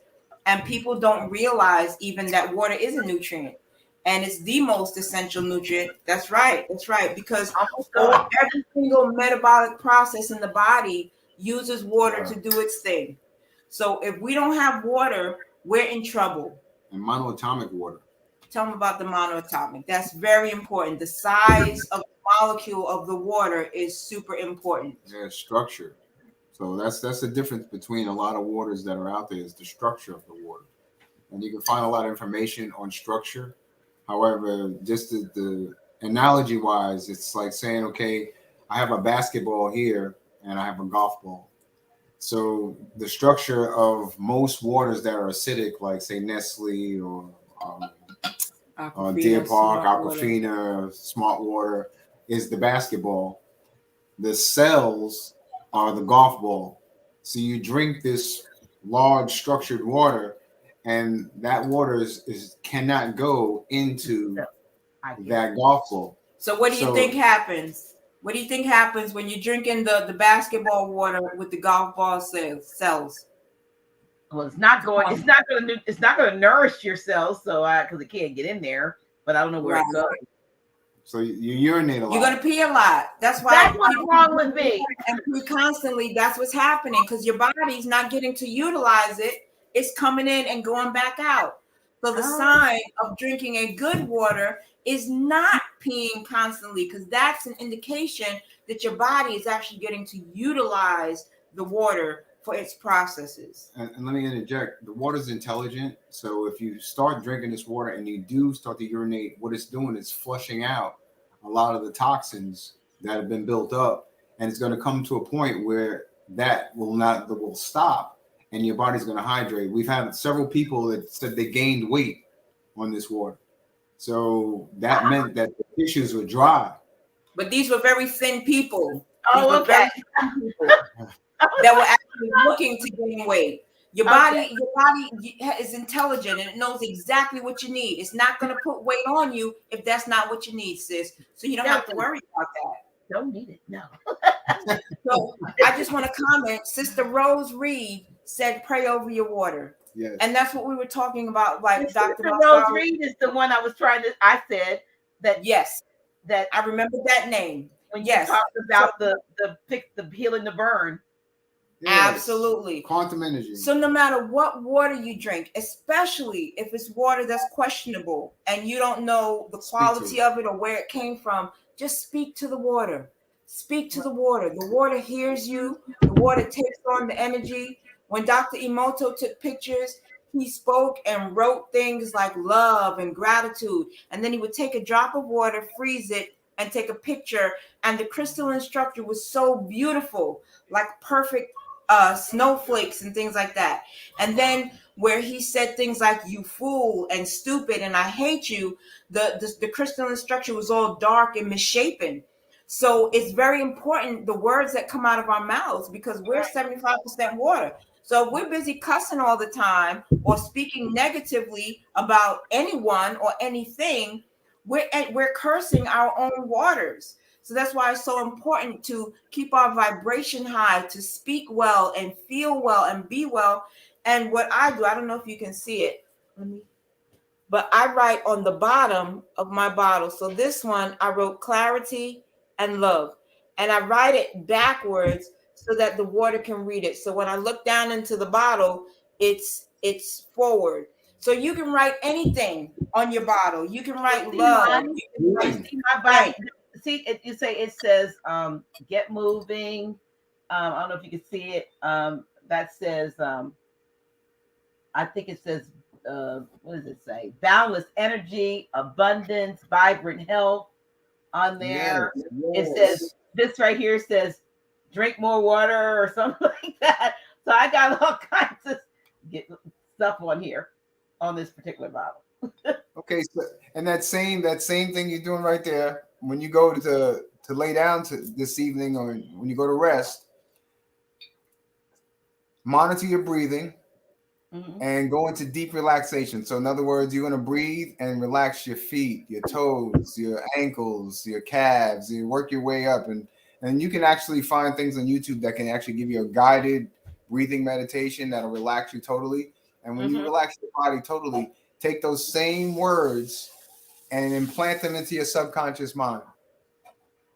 And that's the last thing that you want before you go off into a deep sleep, because now your subconscious mind will have, because the subconscious mind doesn't shut down, right? Because it's running the heart, it's still pumping blood, it's got urination going on, digestion.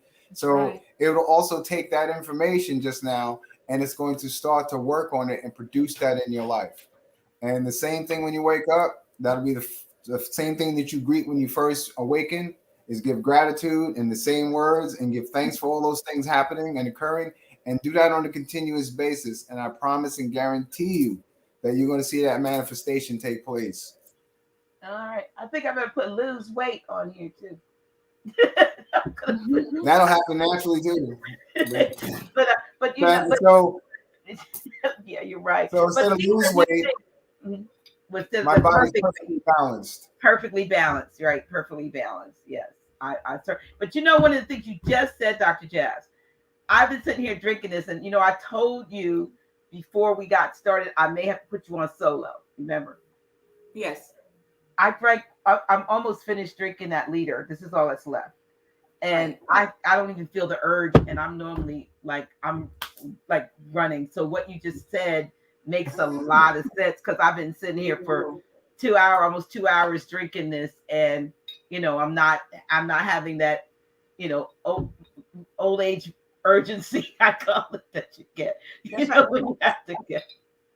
And a lot of people say they don't want to drink water because they don't want to run to the bathroom. That's the problem. When you drink quality water, you won't have that, because your body is utilizing that water and doing what it needs to do. I'm sitting here being a living testimony and witness to that, because you know, I'm sitting here drinking, and I haven't put you on solo and made a mad dash. So I'm gonna have to figure out how I can get on the family plan, because I was reading something, they were saying you should have at least 2. If you don't do half your body weight, you need to have at least 2 liters of water a day. Yes. Like At least 64 ounces, and 2 liters will give you 64 ounces. That's a half a gallon a day. Mm-hmm. At least. Yeah, because Yes. there were times when I would take pills in the morning, and if that was a 16-ounce bottle, maybe I would drink half of that, and I may not drink any more water till the next morning, you know.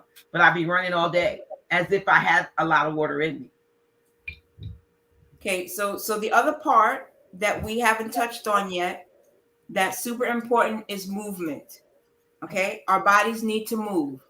Okay. And so we have a mental block about exercising, some of us, because we think it's hard, or I don't want to exercise, or or we remember exercising and getting sore because we exercise too much, or we moved muscles that we didn't move before. So Dr. Arkh said that's mineral deficiency. So when you're drinking rainbow water and you're beginning to exercise, you're not going to feel the same aches and pains that you typically feel because you're mineral deficient, because now you've got this water feeding your cells and your muscle tissue what it has not gotten previously. Right, instead of cells holding on to the acid, the cells actually releasing the acid, because what you feel as soreness is a buildup of lactic acid underneath the muscle. Right. So what all I was going to say is that, like I said, God is simple, Allah is simple, life is simple, everything is simple. All we need to do is move simply. So sis, you said you started doing your yoga. And qigong, Gentle, right? slow, gentle movement, Tai Chi. It doesn't have to be crazy. We don't have to do push-ups and sit-ups and go to the gym for 30 minutes in an hour. If we just right in our home, just stand, and you don't see, we need to learn to go within and listen to the teacher within. Yes, there's YouTube. You can go on YouTube for anything. However, if all you did was stand and close your eyes and just begin to move your body. You know what I'm saying? Just begin to move your limbs. Start by moving your arms in whatever way feels good, and make the movements bigger and bigger. And then start to move your body with your arms, and then change the position of your leg. Simple things like that. That is all the body needs to increase your immune system, to get your lymphatic system up, which is your immune system, to get things pumping and moving. So even people who say, like yourself, who've been injured, or maybe that are overweight, so they have a hard time moving, there's no excuse. There's no reason not to move when all you have to do is start off that simply. And it only gets better. Does that make sense? Yeah, it does. I'm running at the bottom right there. Dr. George Love has an excellent on YouTube. Just go to Dr. QI Love. He has the medicinal qigong, and it's that easy stuff. He has lymphatic swing and all that. Sister Deborah's probably online. She's lost 51 pounds, just gentle movement over the last 3 months with Dr. Love. So just YouTube, Dr. QI Love, and he's funny. And he's good. He's been doing this for over 30, 40 years. So, that, or like you said, if you want to do Tai Chi, or there's something we do called body groove, and it's just like you just said, moving, just dancing, just moving around the room and so forth. Exactly. So yeah, those things, it doesn't have to be hard. Exactly. Do you chi? Make up your own art form, because we are perfection. We're art in motion. All you just have to do is remember to breathe. As long as you purpose to inhale and exhale deeply with each movement, the body will do what it needs to do. Yes. I yoga helped me learn how the breath. That's one thing that I've now kind of, we do a lot of in through the nose and out through the nose too, but it still makes you cognizant of your breathing, expanding, and then letting it out, and but contracting when you're exhaling. I had to learn that through yoga.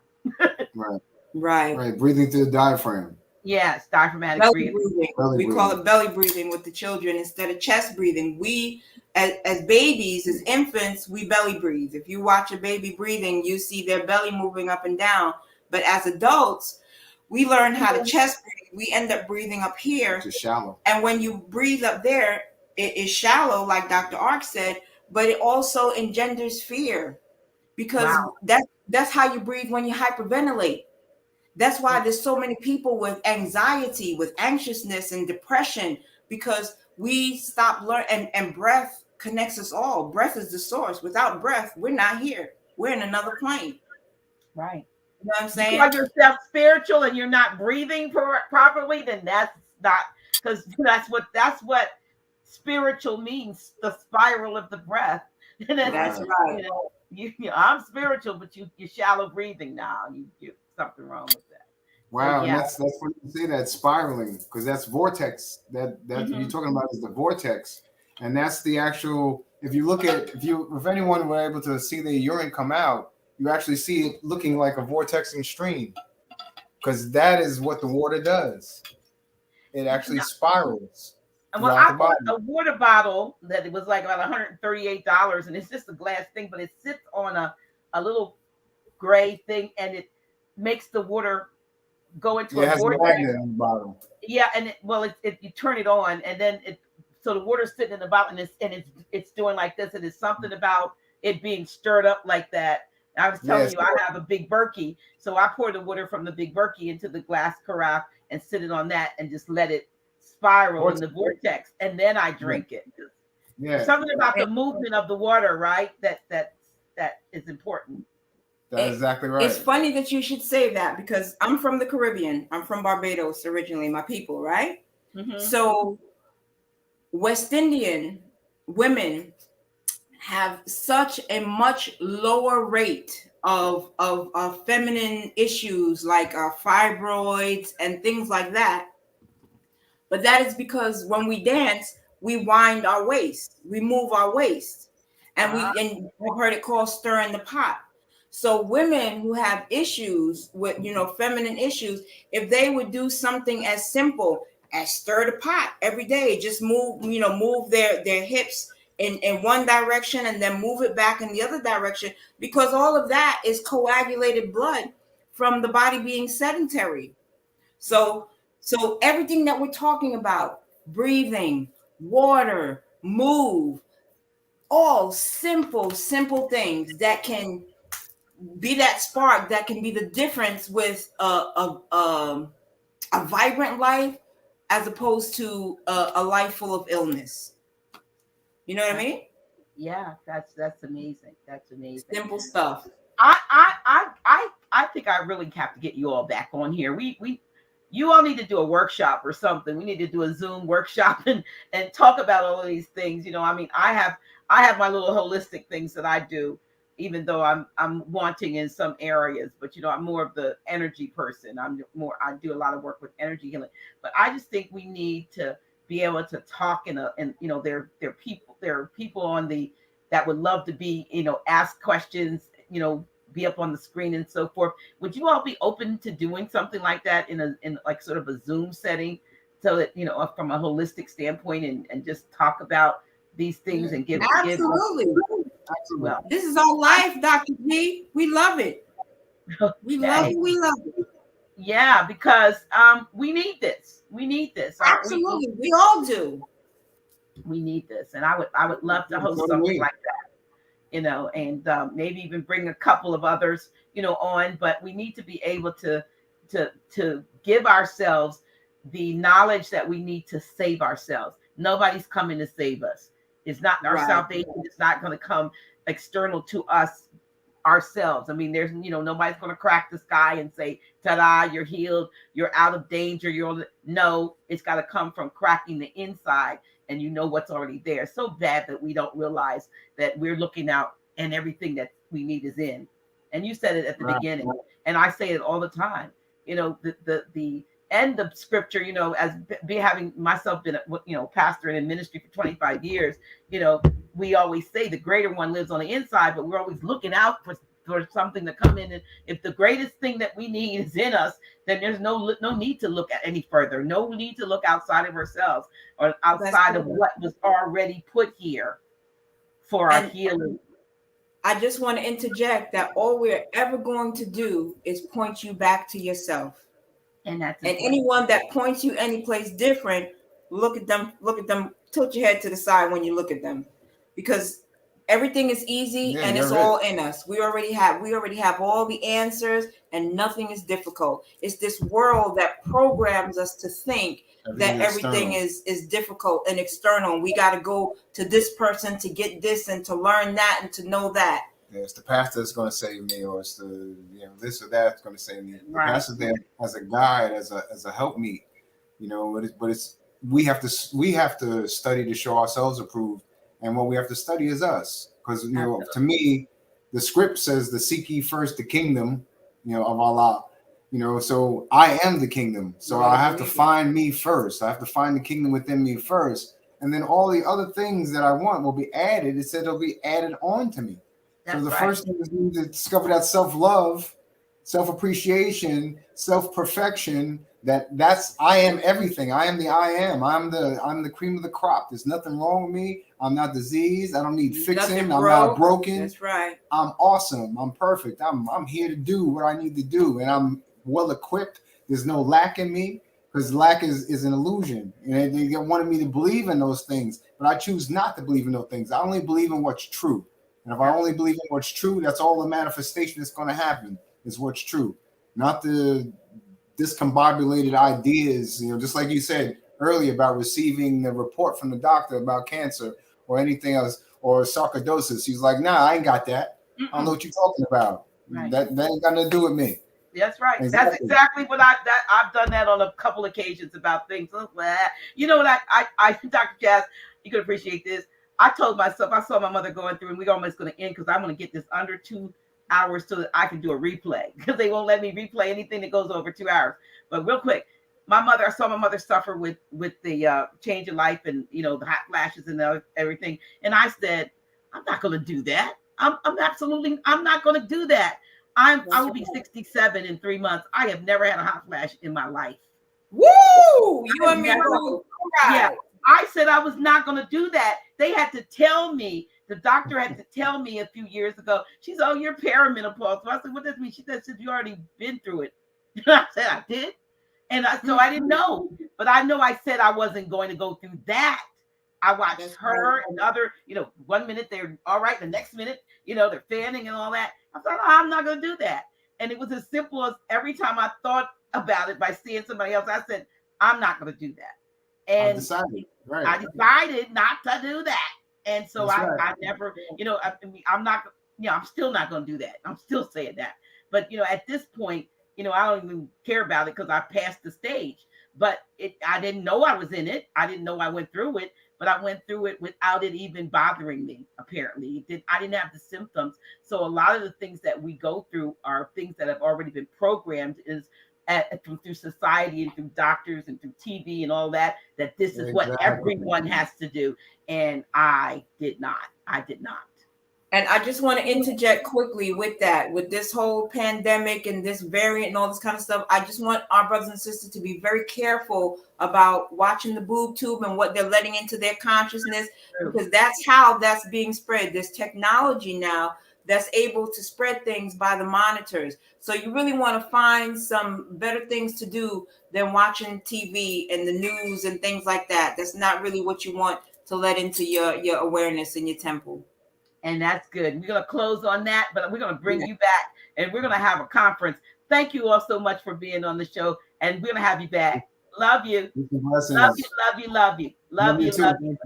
All right, we're out.